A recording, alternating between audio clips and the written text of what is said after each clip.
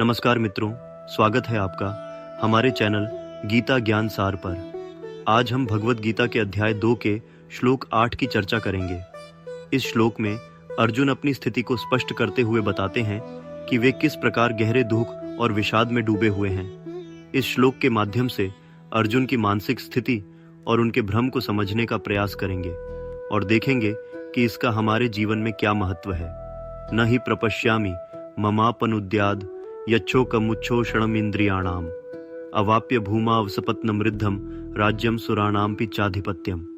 अर्जुन कहते हैं, मैं यह नहीं देखता कि इस शोक को कौन दूर कर सकता है जो मेरे इंद्रियों को सुखा रहा है। भले ही मुझे इस पृथ्वी पर एक अद्वितीय और शत्रु रहित राज्य प्राप्त हो जाए या स्वर्ग के देवताओं का भी अधिपत्य मिल जाए, तब भी इस शोक को दूर करने का कोई उपाय नहीं है।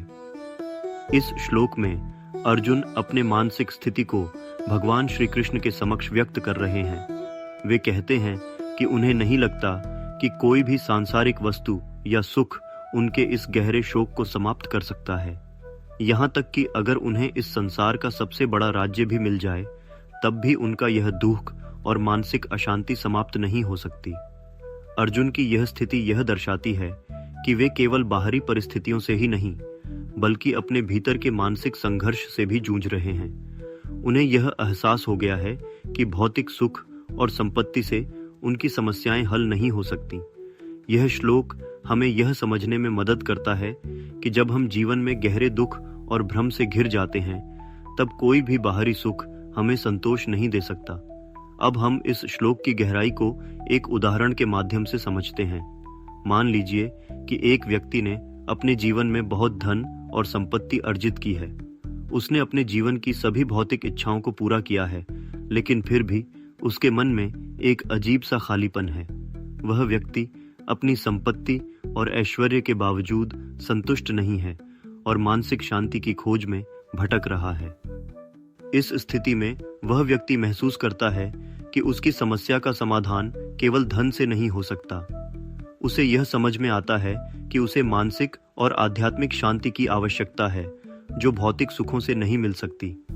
यह व्यक्ति अर्जुन की तरह ही उस गहरे शोक और मानसिक अशांति में फंसा हुआ है, जिसे कोई भी सांसारिक वस्तु दूर नहीं कर सकती। इस श्लोक से हमें यह शिक्षा मिलती है कि जीवन में भौतिक सुख और संपत्ति से हमारी समस्याएं हमेशा हल नहीं होती। अर्जुन की तरह ही हमें यह समझना चाहिए कि जीवन में केवल बाहरी सुखों से संतोष प्राप्त नहीं हो सकता। हमें अपने भीतर की मानसिक और आध्यात्मिक शांति की खोज करनी चाहिए।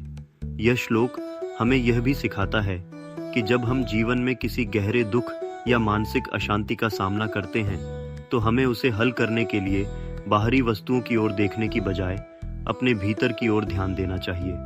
हमें यह समझना चाहिए कि हमारे असली सुख और संतोष का स्रोत हमारे भीतर ही है, न कि बाहरी संपत्ति और भौतिक सुखों में।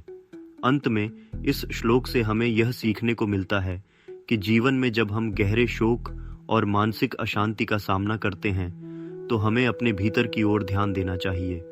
अर्जुन की यह स्थिति हमें यह सिखाती है कि केवल भौतिक सुखों से हमें मानसिक शांति नहीं मिल सकती और हमें अपने भीतर की शांति और संतोष की खोज करनी चाहिए। अगर आपको यह वीडियो पसंद आया हो तो इसे लाइक करें, अपने विचार कमेंट में लिखें और हमारे चैनल गीता ज्ञान सार को सब्सक्राइब करना न भूलें। ऐसे और भी ज्ञानवर्धक वीडियो के लिए हमारे साथ जुड़े रहें।